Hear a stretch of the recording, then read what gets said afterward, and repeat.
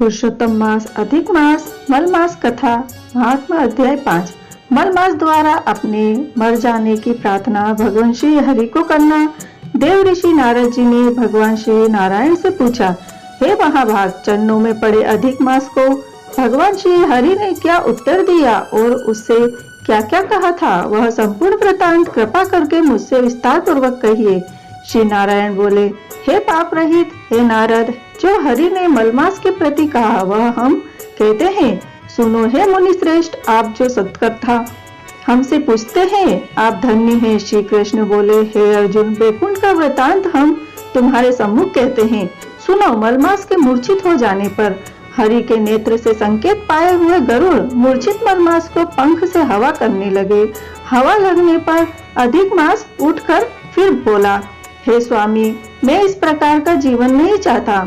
मैं तो आपकी शरण आया हूँ, मुझे त्यागिए नहीं। हे जगत को उत्पन्न करने वाले, हे विष्णु, हे जगतपते, मेरी रक्षा करो, रक्षा करो। हे नाथ, मुझ शरण आए कि आज कैसे उपेक्षा कर रहे हैं। इस प्रकार कहकर कांपते हुए, घड़ी घड़ी विलाप करते हुए अधिक मास वैकुंठ में रहने वाले ऋषिकेश हरि से बोले। अधिक मास की बात सुनकर भगवान ऋषिकेश बोले, हे पुत्र, उठो उठो, तुम्हारा कल्याण हो। हे वत्स, विषाद मत करो। ऐसा कहकर प्रभु मन में सोचकर क्षण भर में उपाय निश्चय करके पुनः अधिक मास से बोले। श्री विष्णु बोले, हे वत्स, योगियों को भी जो दुर्लभ गोलोक है, वहाँ मेरे साथ चलो, जहाँ भगवान श्री कृष्ण पुरुषोत्तम ईश्वर रहते हैं।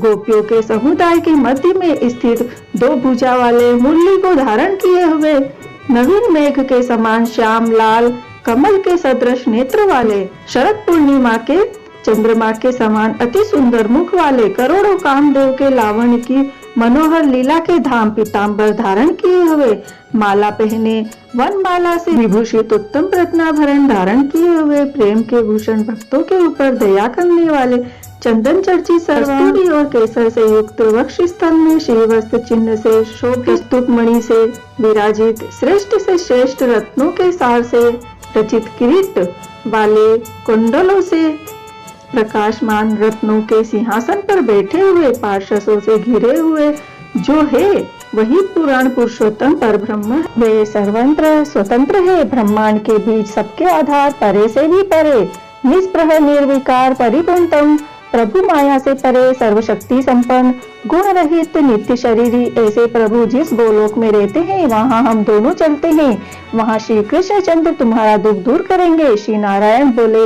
ऐसा कहकर अधिक मास का हाथ पकड़कर गोलोक को गए। हे मुनि, जहाँ पहले के प्रलय के समय में वे अज्ञान रूप महाअंधकार को दूर करने वाले, ज्ञान रूप मार्ग को दिखाने वाले केवल ज्योति स्वरूप थे, जो ज्योति करोड़ों सूर्यों के समान प्रभा वाली, नित्य, असंख्य और विश्व की कारण थी, तथा उन स्वेच्छामय विभु की वह अतिरेक की चरम सीमा को प्राप्त थी, जिस ज्योति के अंदर ही मनोहर तीन लोक विराजित है। हे मुने, उसके ऊपर अविनाशी ब्रह्म की तरह गोलोक विराजित है, 3 करोड़ों योजन का चौतरफा जिसका विस्तार है, और मंडलाकार जिसकी आकृति है, लहराता हुआ साक्षात मूर्तिमान तेज का स्वरूप है, जिसकी भूमि रत्नमयी है। योगी जन इसे स्वप्न में भी नहीं देख पाते, केवल वैष्णव जन ही वहां पहुंच पाते हैं। ईश्वर ने योग द्वारा जिसे धारण कर रखा है, ऐसा उत्तम लोक अंतरिक्ष में स्थित है। उस गोलोक के नीचे 50 करोड़ योजन के विस्तार के भीतर दाहिने वैकुंठ और बाएं उसी के समान मनोहर शिवलोक स्थित है। आदि व्याधि, बुढ़ापा, मृत्यु लोक, भय आदि से रहित, श्रेष्ठ रत्नों से भूषित, असंख्य मनकों से शोभित उस गोलोक के नीचे 50 करोड़ योजन के विस्तार के भीतर दाहिने वैकुंठ और बाएं उसी के समान मनोहर शिवलोक स्थित है। बड़े भाग्यवान शंकर के गण जहाँ निवास करते हैं, उसमें रहने वाले सब लोग सर्वांग भस्म धारण किए, नाक का यज्ञोपवीत पहने हुए, अर्धचंद्र जिनके मस्तक में शोभित है, और पट्टिशधारी सब गंगा को धारण किए वीर है, और सबके सब शंकर के समान जयशाली है।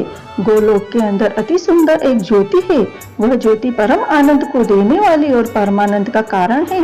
योगी लोग बराबर योग द्वारा ज्ञान चक्षु से आनंद जनक निराकार और पर से भी पर उसी ज्योति का ध्यान करते हैं। उस ज्योति के अंदर अत्यंत सुंदर एक रूप है, जो कि नील कमल के पत्तों के समान श्याम, लाल कमल के समान नेत्र वाले, करोड़ों शरद पूर्णिमा के चंद्र के समान शोभायमान मुख वाले, करोड़ों कामदेव के समान सौंदर्य की लीला का सुंदर धाम, 2 भुजा वाले, मुरली हाथ में लिए, मंद हास्य युक्त पीतांबर धारण किए, श्री वस्त्र चिन्ह से शोभित वक्ष स्थल वाले, कौस्तुभमणि से सुशोभित, करोड़ों उत्तम रत्नों से जड़ित चमचमाते किरीट और कुंडलों को धारण किए, रत्न के सिंहासन पर विराजमान, वनमाला से सुशोभित वही श्री कृष्ण नाम वाले पूर्ण पर ब्रह्म है।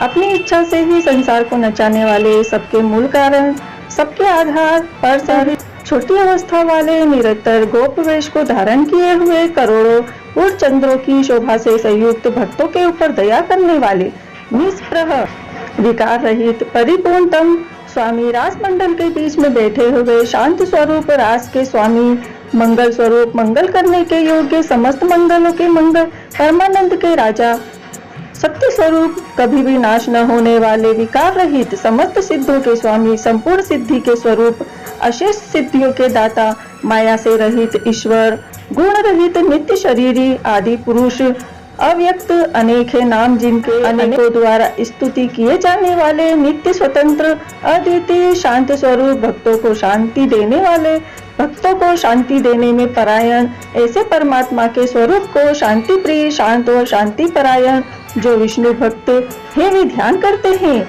इस प्रकार के स्वरूप वाले भगवान कहे जाने वाले वही एक आनंद कंद श्री कृष्ण चंद है। श्री नारायण बोले, ऐसा कहकर सत्य स्वरूप भगवान विष्णु अधिक मास को लेकर शीघ्र ही पर ब्रह्म युक्त गोलोक में पहुंच जी बोले। ऐसा कहकर सत्क्रिया को ग्रहण किए हुए नारायण मुनि के चुप हो जाने पर आनंद सागर पुरुषोत्तम से विविध प्रकार की गई कथाओं को सुनने की इच्छा रखने वाले नारद मुनि उत्कष्टा पूर्वक बोले। इति श्री बृहन्नारदी पुराणे श्री नारायण नारद संवादे पुरुषोत्तम मासे महत्व विष्णु गोलोक गमने पंचम अध्याय संपूर्ण। यह 5वां अध्याय आपको पसंद आया तो प्लीज लाइक, सब्सक्राइब और शेयर कीजिएगा। जय श्री कृष्ण, राधे राधे।